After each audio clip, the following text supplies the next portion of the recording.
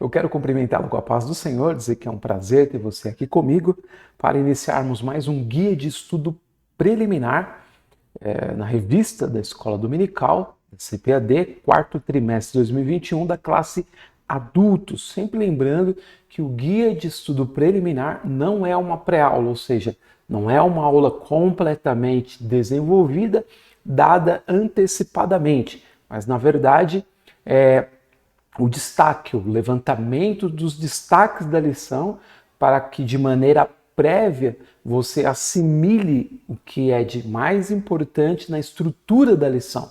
Tendo feito isso, você cria uma espécie de mapa mental que te ajuda na hora que você for fazer a abordagem geral da lição. Na verdade, é uma metodologia que traz uma aceleração na assimilação do conteúdo e trabalhar com metodologia é a melhor coisa para qualquer ação que você vai fazer em matéria de estudo, em matéria de trabalho, para você ter performance e conseguir também medir ao longo do tempo a sua evolução. Se você não tiver método, você não tem como medir sua evolução. E o que eu peço de você é que você curta, compartilhe, se inscreva no canal. Esse mesmo material que eu uso aqui é um material que você pode usar baixando na descrição do vídeo no YouTube, compartilhar com outras pessoas, fazer a alteração que você precisar. E nós estamos aqui para auxiliar você. A lição de número 3, a conversão de Saulo de Tarso, uma lição importantíssima, profunda e prática, porque fala de algo que todos nós que já estamos na presença do Senhor sentimos em algum nível, cada um guardada as suas particularidades, experimentou a conversão, a aceitação ou a entrega, ao Senhor Jesus. Isso é maravilhoso. Essa lição que fala sobre, a revista que fala sobre o apóstolo Paulo, e essa lição de número 3, a conversão de Saulo de Tarso. Os tópicos da lição, e isso aqui é a parte mais importante que eu coloco nessa estrutura, é colocá-los todos juntos em um único slide, ou seja, num único plano. O que isso faz?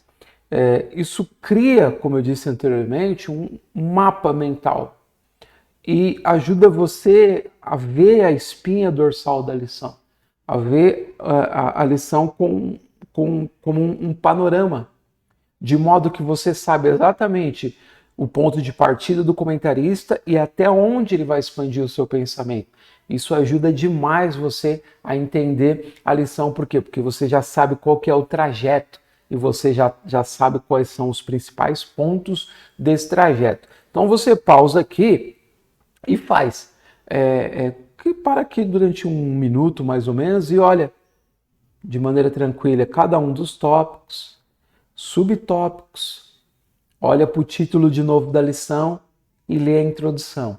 Tendo feito isso, aí você parte novamente para a sequência desse guia de estudo preliminar. E aí o que a gente tem aqui é o seguinte, o texto áureo. E indo no caminho, aconteceu que chegando perto de Damasco, subitamente o cercou um resplendor de luz do céu. E caindo em terra, ouviu uma voz que lhe dizia, Saulo, Saulo, por que me persegues? Atos, capítulo 9, versículo 3 e 4.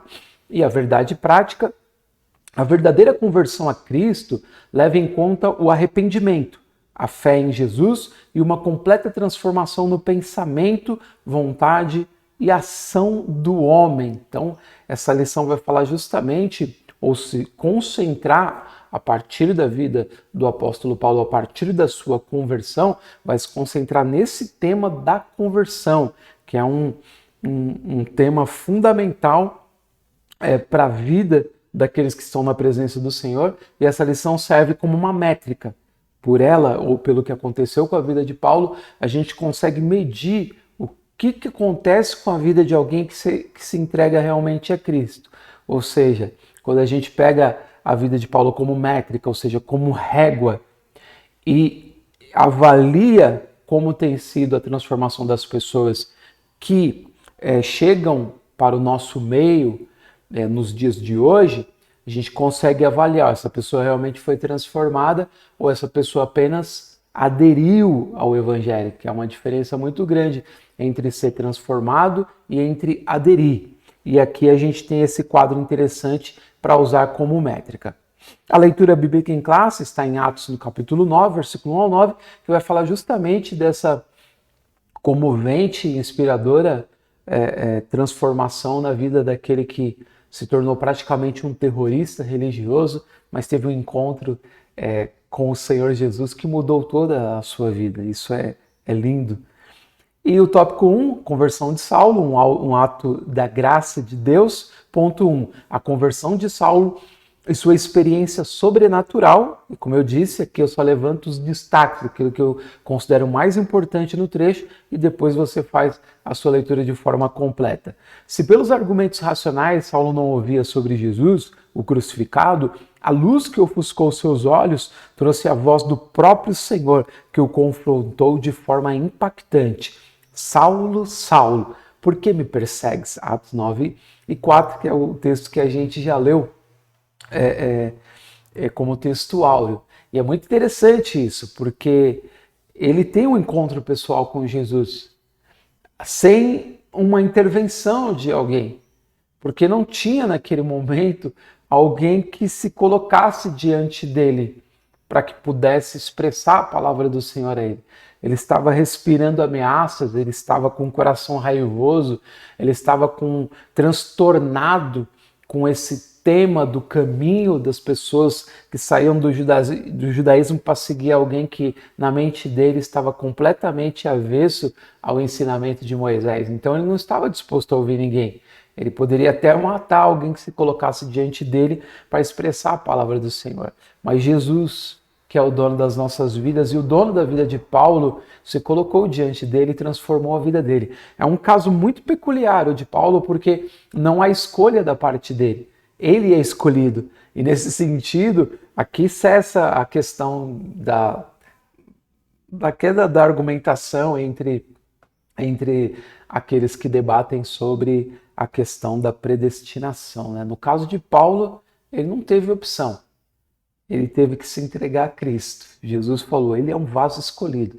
E o Senhor é dono das nossas vidas. Se ele escolher fazer algo de uma maneira diferente, ele faz e acabou. Não tem que dar satisfação para a gente. Ele não está preso nos nossos modelos. Isso não significa que nos demais casos a regra seja a mesma. Não, porque Deus tem liberdade para trabalhar do jeito que ele quiser, com quem ele quiser, e ele pode oferecer para uma outra pessoa a oportunidade de estar na presença dele e essa pessoa recusar, como o ladrão da cruz, por exemplo, né?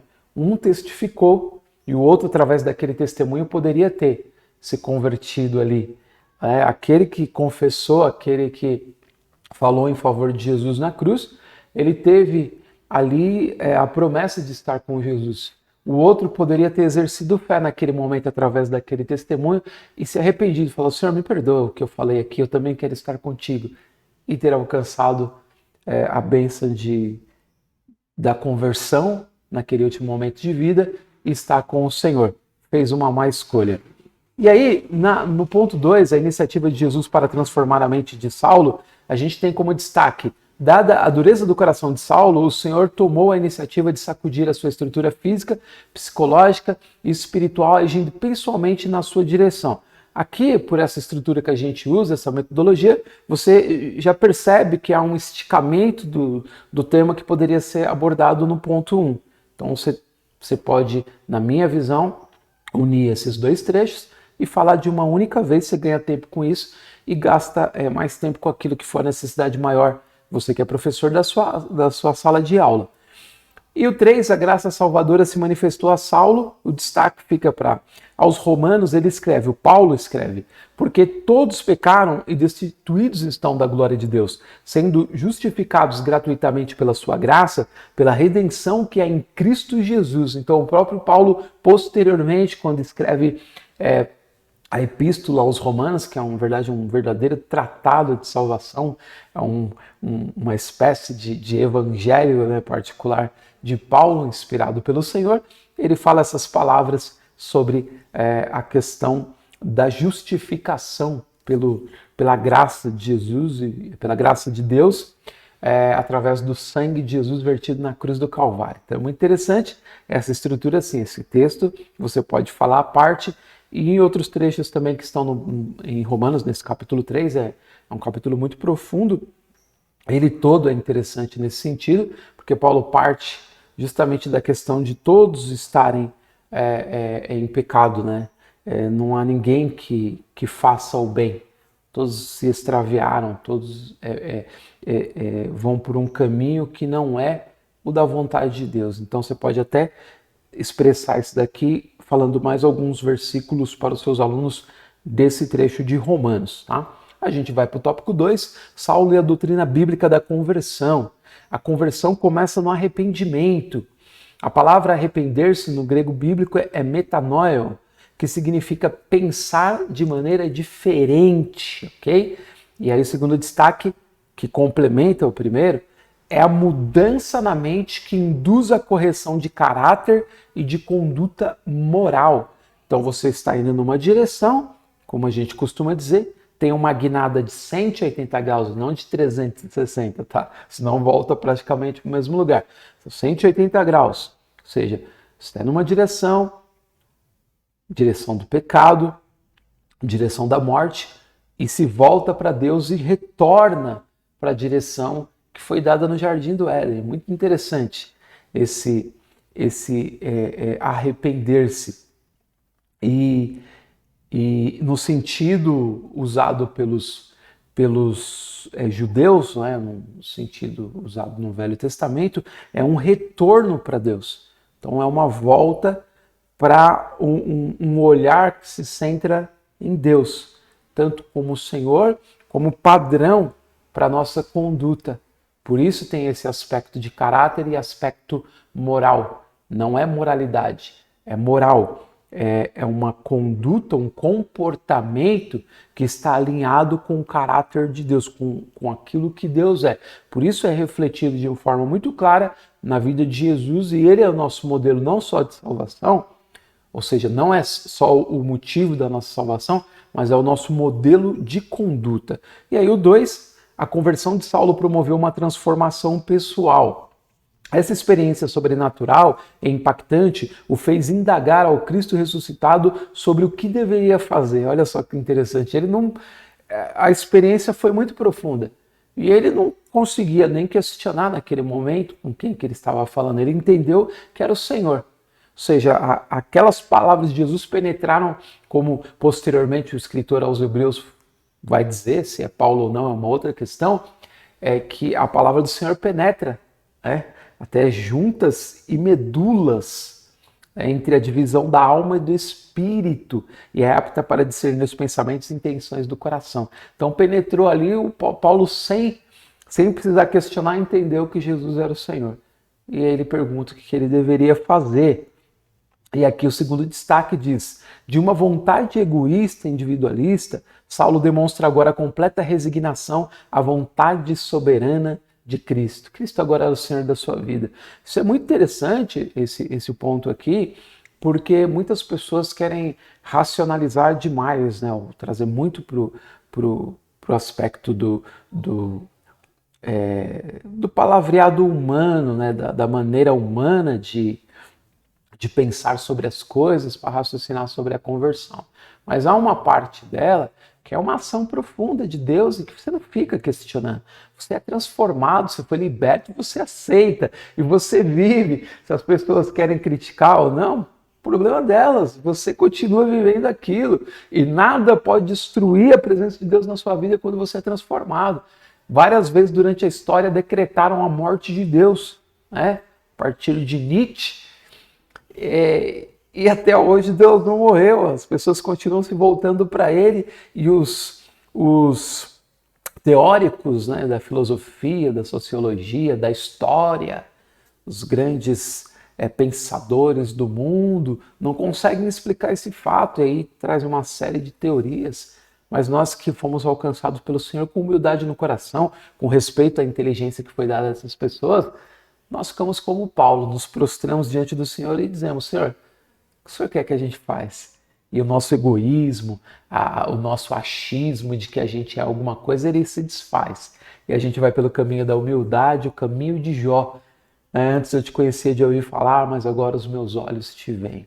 Por isso me abomino no pó e na cinza. Isso é extraordinário. E o 3, a conversão faz parte da doutrina bíblica da salvação, tá?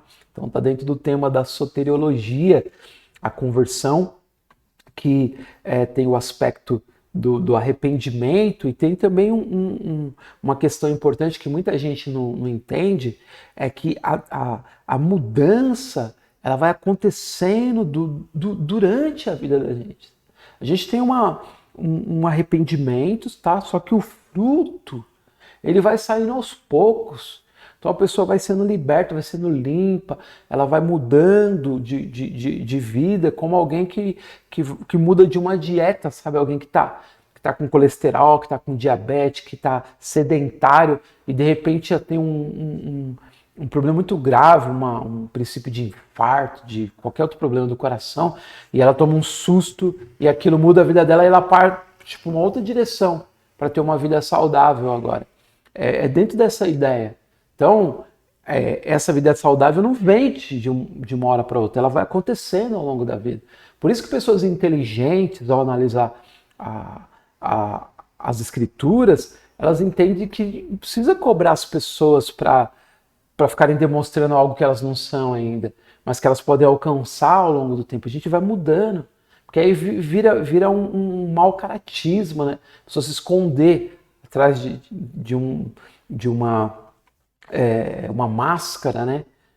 Porque ela ainda não tem todo aquela mudança na sua vida, no comportamento, e alguém está pressionando ela. Então essa situação da conversão é bom para discutir essa questão também, tá? E aí, o que ele diz aqui, e o que eu coloco como destaque é o ato divino pelo qual Deus faz com que o pecador volte para ele em arrependimento e fé. Tá? Portanto, uma verdadeira conversão revela uma poderosa transformação na vida do convertido. Se não tiver uma transformação, e cuidado para não entender transformação como fanatismo, como alguém que agora virou um vigilante da vida alheia, né? Agora, cuidado, vigia, irmão, cuidado, agora você não está orando, você não está... Calma. A transformação, ela se reflete no nosso exterior, como a gente se comporta na empresa, como a gente se comporta com o nosso olhar, como a gente trata os nossos familiares, nosso esposo, os nossos filhos, os nossos pais, como a gente trata de negócio com as pessoas. Ou seja, essa transformação não é de arrepios, não é só de uma vestimenta, não é de comparecimento a todos os cultos, sabe? Não, essa transformação ela tem que ser vista pelos que estão de fora. Eles vão dizer, essa pessoa realmente está mudada. Senão, não é. Tá bom? Não é só algo interior, não. E aí a gente vai para o 3, as 3 faculdades interiores transformadas na conversão. Ele coloca aqui o comentarista a faculdade intelectual. Nesse campo da alma, o homem muda o seu modo de pensar e reconhece sua condição de pecador. A Bíblia chama isso de conhecimento do pecado, conforme Romanos 3:20. O comentarista coloca que isso é a faculdade intelectual que nos permite reconhecer, tá? A nossa condição de pecadores quando somos tocados pelo Senhor. A faculdade das emoções, o ponto 2, nesse campo da alma, o pecador experimenta uma mudança de sentimentos na vida interior, onde se manifesta a tristeza pelo pecado contra um Deus santo e justo, 2 Coríntios 7:10 é a referência que ele usa. E terceiro, faculdade da vontade. O pecador agora pode pensar, desejar e fazer o que deve ser feito para a glória de Deus.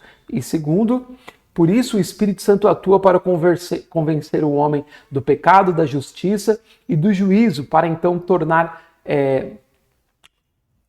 a unir sua vontade com a de Deus. Tá? Então, esses 3 aspectos levantados pelo comentarista são aspectos ligados à expressão da nossa alma. Então é difícil a gente aqui detalhar qual que é o departamento de cada um aqui, porque a gente não é, a maioria de nós pelo menos não é da área de psicologia, né?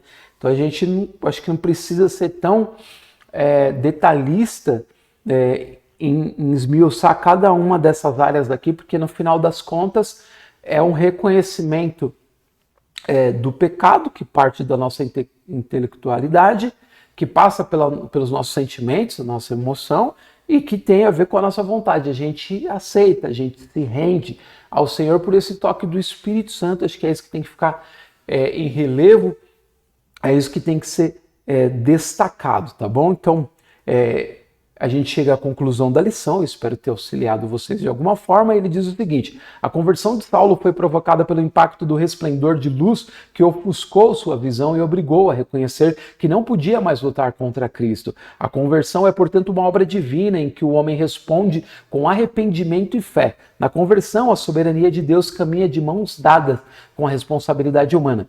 Por isso, o arrependimento e a fé conduzem o pecador a ser redimido pelo sangue de Cristo. O comentarista fecha aqui dizendo que começa em Deus, tá? Então, isso daí é uma questão fechada, não é para você ficar discutindo isso aqui. É Deus que começa, né? Como em Efésios, no capítulo 2, quando ele diz que ele vos vivificou, estando vós mortos em delitos e pecados. A iniciativa é de Deus. E aí você responde a essa iniciativa com arrependimento, com fé, para uma nova vida. Uma lição boa demais para ser refletida e para nos fazer lembrar dos nossos primórdios da conversão e poder ser renovado nisso. Espero ter ajudado você. É uma prévia para que você agora sim aborde toda a lição, tendo essa estrutura panorâmica, possa ter um entendimento maior ainda num período de tempo menor, ou seja, com mais rapidez, você assimila mais, porque você conseguiu mapear a lição. Espero ter, de alguma forma, ajudado você para que você consiga também realizar o seu estudo, ok? Então, agradeço imensamente e espero ter a oportunidade de, na próxima semana, estarmos juntos para mais uma lição. Muito obrigado, faz o seu comentário aí também, deixa a sua impressão sobre a conversão e na semana que vem, se Deus quiser, estaremos juntos novamente. Muito obrigado e até lá.